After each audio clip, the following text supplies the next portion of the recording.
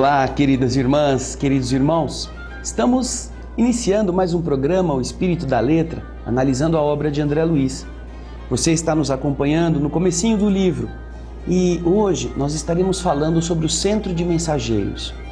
André Luiz vai poder conhecer essa escola que lá onde ele está prepara muitas entidades para virem à Terra.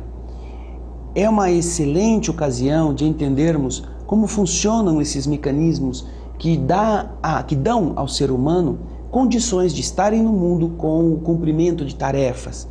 Você vai ver que ninguém chega à Terra sem ter se preparado para fazer algo de bom. Notadamente aqueles espíritos que já atingiram um certo grau de evolução, graças ao qual ele possa também se tornar útil. Aqueles que não estão passando por reencarnações chamadas compulsórias, por culpas, por problemas com a justiça do universo. Então você pegue o seu Mensageiros, no capítulo 3º, e acompanhe a leitura que nós estaremos começando agora, com os comentários que virão ao mesmo tempo, tá bem? Vamos começar então, capítulo 3º. Você já pegou o seu livro? Então agora vamos lá. No Centro de Mensageiros.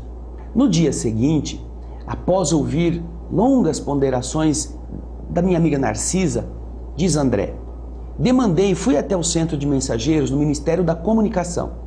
Acompanhavam-me o prestimoso Tobias, apesar dos imensos trabalhos que lhe ocupavam suas tarefas pessoais. Deslumbrado, atingi a série de majestosos edifícios de que se compõe a sede da instituição. Julguei ali encontrar algumas universidades reunidas. Vejam só, algumas universidades reunidas. Ele achou que ali era tão grande que não era só uma universidade, eram várias. E você vai ver no decurso deste capítulo como isto realmente é um fato. Pátios amplos, cheios de arvoredos e jardins, convidavam a sublimes meditações. Tobias arrancou-me do encantamento, exclamando: o centro é muito vasto, atividades complexas são desempenhadas neste departamento da nossa colônia espiritual. Não acredite que aqui esteja resumida a instituição nesses edifícios sob nossos olhos. Temos aqui, nesta parte, tão somente a administração central e alguns pavilhões destinados ao ensino e à preparação em geral. Aí eu não fiquei muito satisfeito e perguntei, mas esta organização imensa restringe-se ao movimento de transmissão de mensagens? E o companheiro sorriu significativamente e esclareceu. Não, André, não suponha que aqui encontremos apenas o serviço do correio. O centro prepara entidades a fim de que se transformem em cartas vivas de socorro e auxílio aos que sofrem no umbral, na crosta e nas trevas. Bem, vejam só, o centro prepara cartas vivas, a fim de que eles sirvam no umbral, na crosta e nas trevas. 3 níveis diferentes de necessidades espirituais que os trabalhadores que se preparam ali no Centro de Mensageiros deverão atender com seu empenho, com seu carinho. 3 níveis. Umbral, crosta e trevas. Cartas vivas é a função de cada um destes departamentos, preparando aqueles que virão à Terra. Vamos ver ainda o que mais que o texto nos revela. Você, porventura, André, acreditaria que tanto trabalho se destinasse apenas à mera movimentação de noticiário? Amplie suas vistas. Este serviço é a cópia de quantos outros se vem fazendo nas mais diversas cidades espirituais dos planos superiores.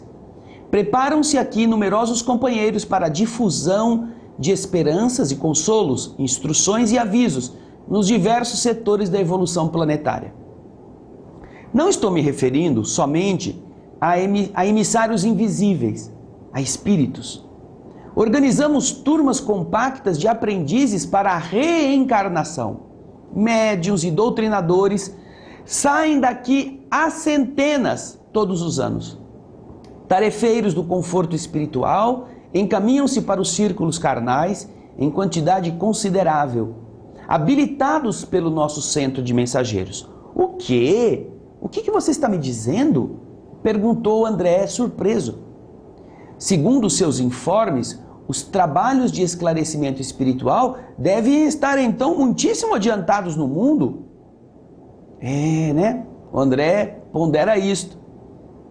Aí, o Tobias olhou para o André com uma expressão singular, sorriu tranquilamente e disse a ele: André, você não ponderou, todavia, meu caro, que essa preparação não constitui ainda a realização propriamente dita. Saem milhares de mensageiros aptos para o serviço. E aí, dá certo? Não é? E aí, saem milhares aptos para o serviço. E o que acontece? Porque o André, vendo o tamanho do trabalho, o tamanho dos cuidados, ele está dizendo: puxa vida, até que na Terra o negócio está indo bem. Até que tem bastante esclarecedor, bastante médico competente, porque eles saem todos preparados. Puxa, que maravilha! E o Tobias está dizendo para ele: você está ponderando somente os que saem daqui, preparados para chegar na Terra e fazer algo. Mas você não pensou no quê? Você não pensou naqueles que de verdade cumprem a sua tarefa. São muito raros aqueles que triunfam. Alguns conseguem a execução parcial de suas tarefas. Outros muitos fracassam de todo. O serviço legítimo não é fantasia. É esforço sem o qual a obra não pode aparecer nem prevalecer. Longas fileiras de médiuns e doutrinadores para o mundo carnal partem daqui, com as necessárias instruções, porque os benfeitores da espiritualidade superior, para intensificarem a redenção humana, precisam de renúncia e altruísmo. Você vai ver no próximo bloco esses detalhes. E se você é médium, se você é espírita, se você é esclarecedor, lembre-se que provavelmente você também, em algum lugar, em algum centro de mensageiros, foi treinado para cumprir essa tarefa. No próximo bloco, você vai estar conosco e nós estaremos dando continuidade ao capítulo 3º no Centro de Mensageiros. Esperamos que você possa ir lendo, que você medite sobre sua tarefa, sobre o seu empenho, aquilo que o mundo espiritual espera de você, para que de verdade, quando chegar no momento de você entregar a carta como um carteiro de Deus, você saiba fazê-lo. Então, daqui a pouquinho, a gente volta. Fique conosco.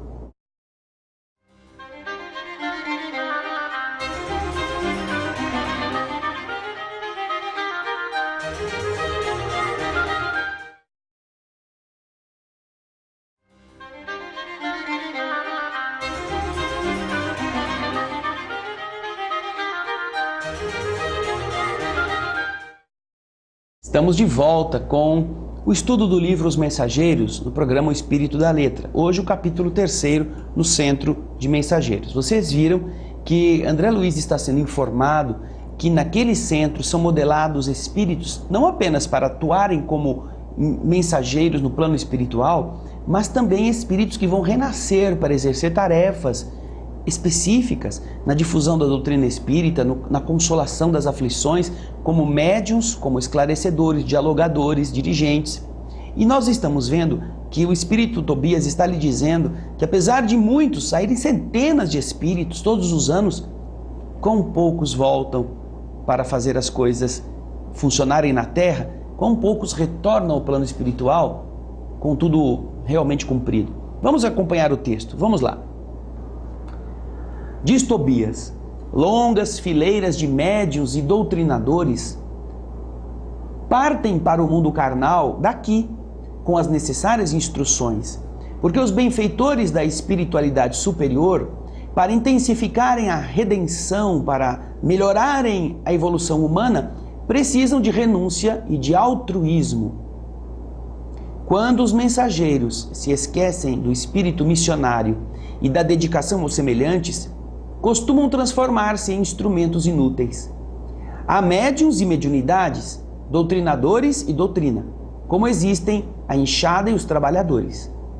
Pode a enxada ser excelente, mas se falta espírito de serviço no cultivador, no agricultor, o ganho da enxada inevitavelmente será a ferrugem. Assim acontece com as faculdades psíquicas e com os grandes conhecimentos. A expressão mediúnica pode ser riquíssima. Entretanto, se o dono não consegue olhar além dos seus próprios interesses, fatalmente vai fracassar na tarefa que lhe foi conferida. Acredite, André, que todo trabalho construtivo tem as batalhas que lhe dizem respeito.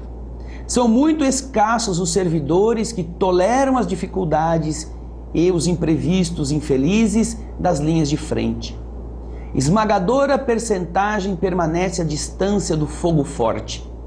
Trabalhadores sem conta recuam quando a tarefa abre oportunidades mais valiosas. E então, impressionado, eu considerei: isso me surpreende muito.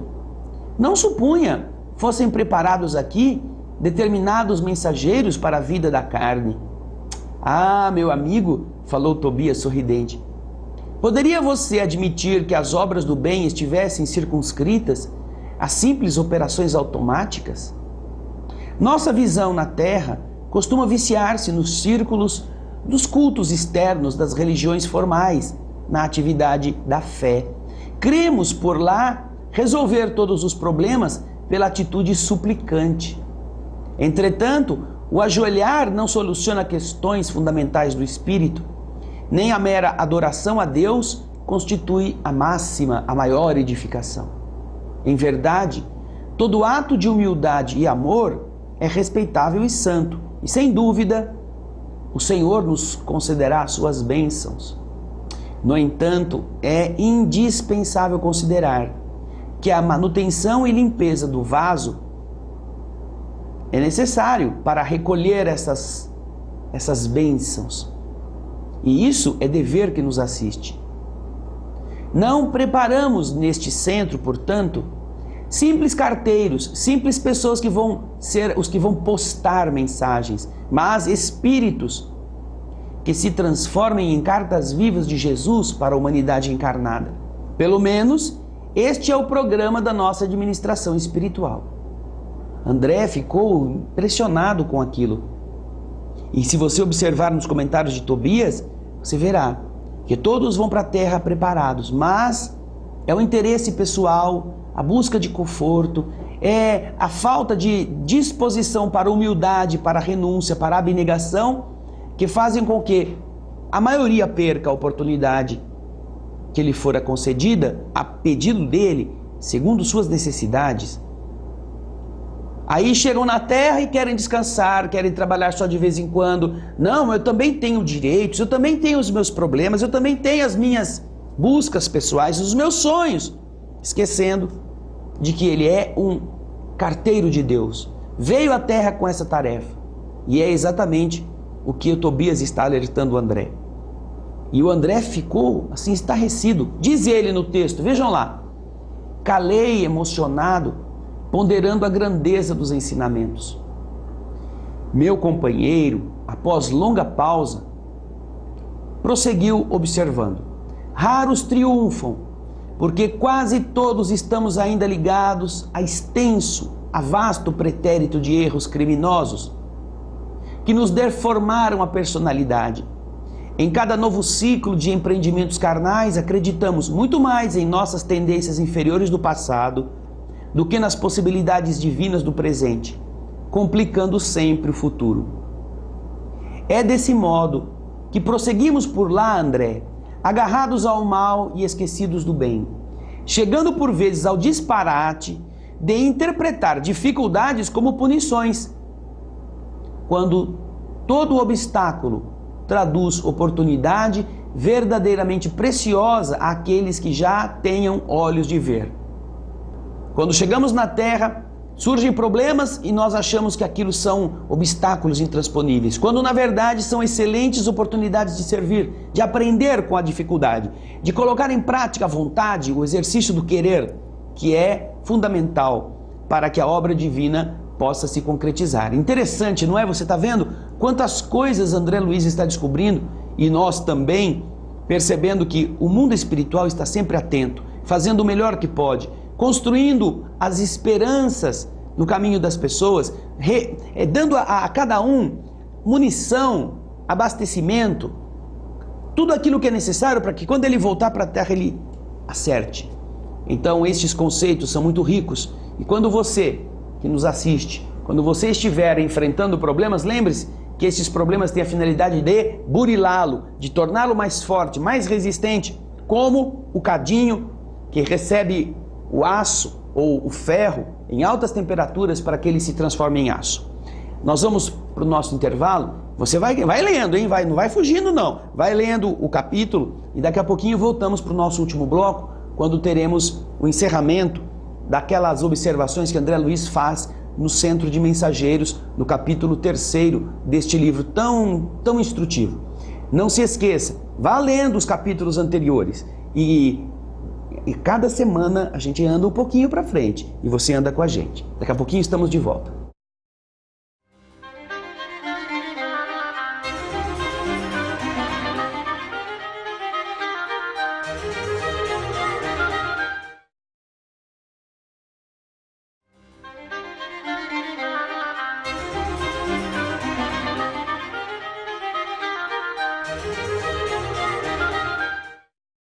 Estamos voltando com o programa O Espírito da Letra, analisando a obra de André Luiz, o livro Os Mensageiros, hoje o capítulo 3º, no Centro de Mensageiros. André Luiz é levado por Tobias a conhecer essa grande instituição que, no Ministério da Comunicação, tem uma tarefa específica de modelar espíritos para ajudarem os encarnados como intuições, como mensageiros, como guias, como mentores e também renascerem na Terra, tornando-se médiuns, tornando-se dialogadores, esclarecedores, dirigentes, tudo isso para beneficiar a obra divina.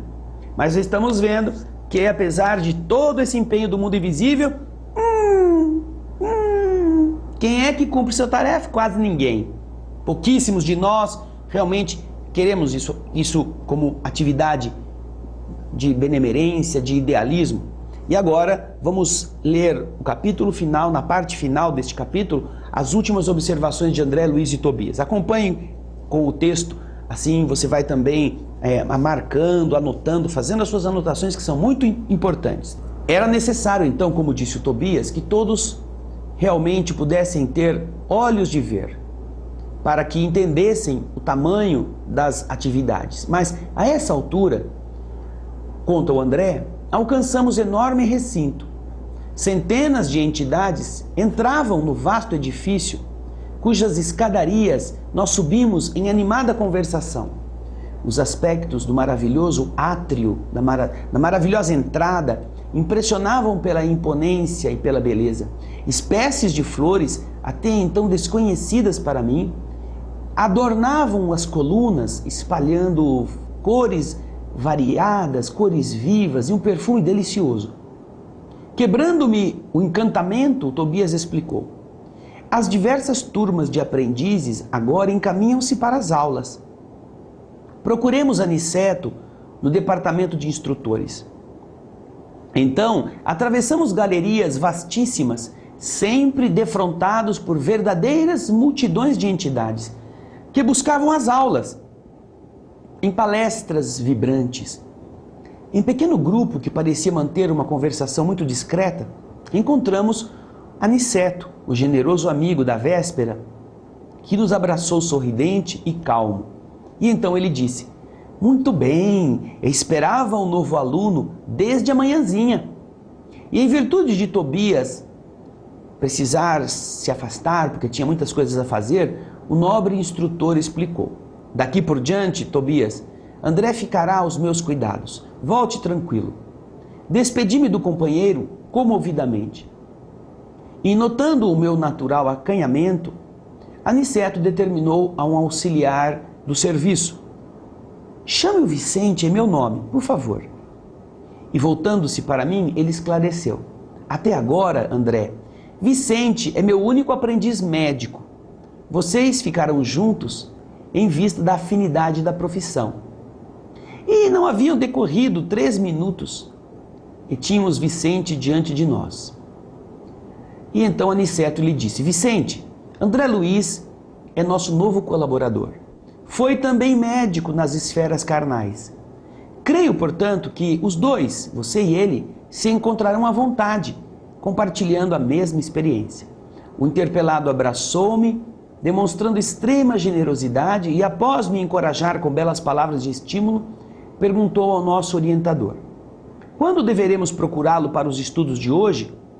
Aniceto pensou um instante e respondeu: olha, esclareça ao novo candidato os nossos regulamentos e venham juntos para as instruções após o meio-dia.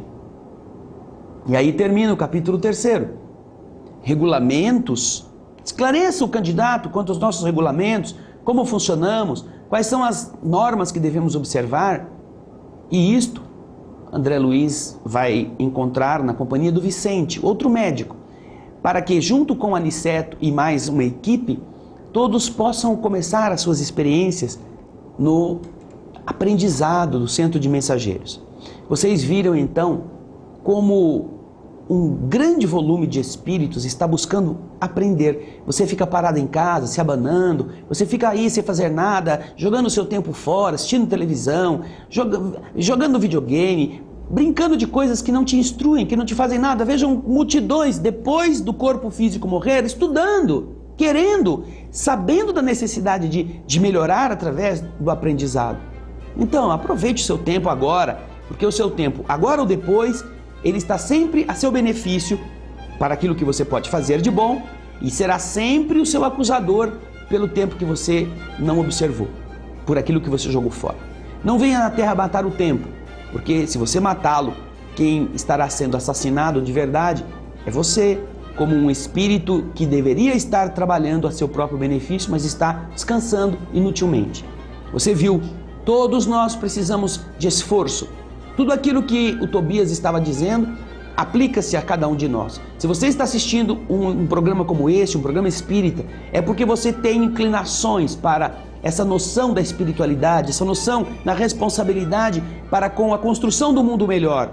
Não reclame que a terra não presta, não reclame que os homens não são honrados, não reclame que há violência, não reclame nada disso, se você não está fazendo nada para que seja diferente.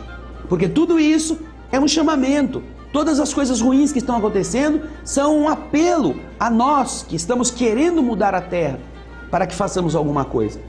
E quando nós voltarmos para o lado de lá, de mãos abanando, não é porque não fomos avisados. Fomos preparados, tivemos condições de aprender, fomos organizar nossa volta para a terra com todos os apetrechos e chegamos daqui para lá sem construir algo que vale a pena. Não pode ser assim. Nós já fizemos muito essa burrada. Agora é hora de trabalhar, agora é hora do serviço, agora é hora de estar empenhado no bem. Então, você foi preparado para ser médium, para ser esclarecedor, para ser um médium da bondade, um agente do bem. Aproveite isso, não jogue fora. O livro vai continuar, capítulos e mais capítulos vão trazer ensinamentos fundamentais, mas não se esqueça, faça a sua parte. Nós desejamos que você possa acompanhar os capítulos conosco e meditar sobre eles. Valendo! Na próxima semana vamos voltar com mais um destes lindos capítulos, o Caso Vicente, o capítulo 4. Esperamos você para este encontro tão agradável. Obrigado pelos e-mails, obrigado pelas mensagens de carinho. Podem mandar suas correspondências para o nosso endereço. E a gente espera você no próximo, o Espírito da Letra, que na semana que vem vai continuar aprendendo, vai continuar ensinando a todos nós aquilo que acontece no mundo espiritual. A vida no mundo espiritual contada por André Luiz através do médium Chico Xavier. Muito obrigado pela sua presença, um grande abraço e muita paz.